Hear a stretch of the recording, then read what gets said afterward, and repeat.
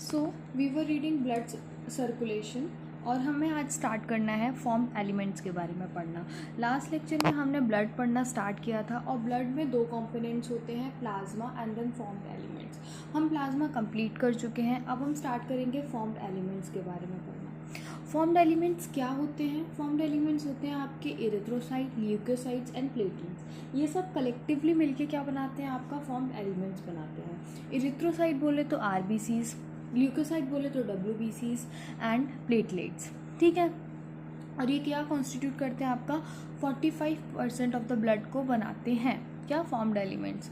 55% of blood आपका क्या बना रहा था? प्लाज्मा बना रहा था, और 45% आपका क्या होते हैं? आपके फॉर्म्ड एलिमेंट्स होते हैं। फॉर्म्ड एलिमेंट्स मतलब कि बनते हैं खुद से। ठीक है, उसके बाद इरिथ्रोसाइट्स, आरबीसीज जो होते हैं, रेड ब्लड सेल्स जिनको हम बोलते हैं, ये आपके मोस्ट अबंडेंट सेल होते हैं ब्लड में। आपके ब्लड में जितने भी सेल्स प्रेजेंट हैं कलेक्टिवली, यदि आपसे पूछा जाएगा most abundant of all the cells in the blood, तो आपको आरबीसीज पर टिक करना है।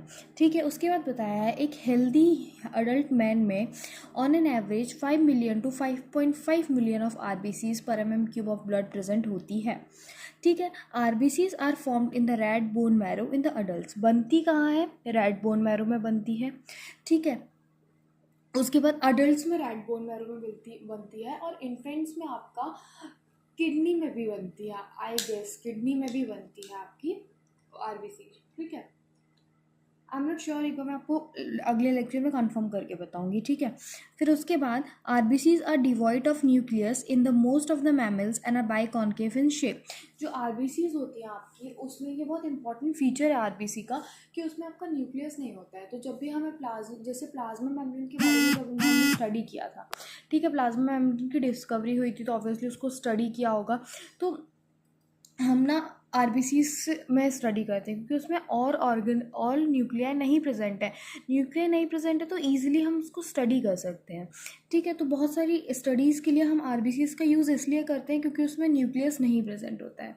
ठीक है, और बाइकॉन्केव होती है शेप में। बाइकॉन्केव बोले तो ऐसी कुछ तो शेप होती है आरबीसी की। ठीक है, बाइकॉन्केव।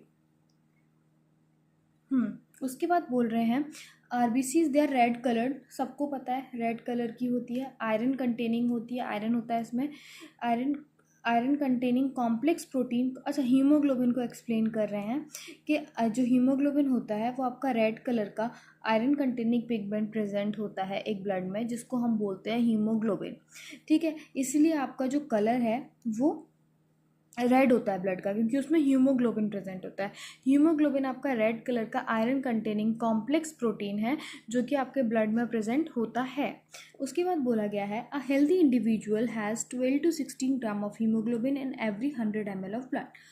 बोल रहे हैं कि यदि हम एक हेल्दी इंडिविजुअल को कंसिडर करेंगे तो उसमें 12 से 16 ग्राम ऑफ हीमोग्लोबिन होगा in every 100 ml of blood. उसके बाद बोला these molecules play significant role in the transport of respiratory gases.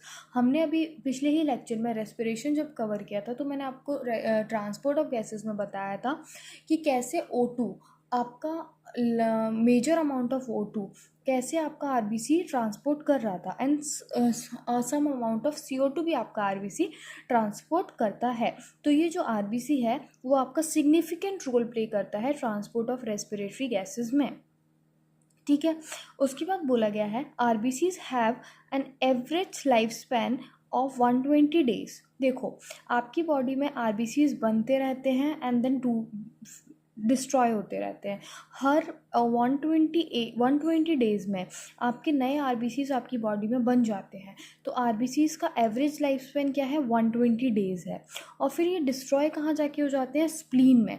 इसलिए हम इनको बोलते हैं ग्रेवयार्ड ऑफ आरबीसी। स्प्लीन को क्या बोलते हैं हम? Graveyard of RBC. बनते कहाँ हैं? बनते हैं रेड बोन मैरो में अडल्ट्स में, और डिस्ट्रॉय कहाँ हो जाते हैं? आपके स्प्लीन में जाके ये डिस्ट्रॉय हो जाते हैं।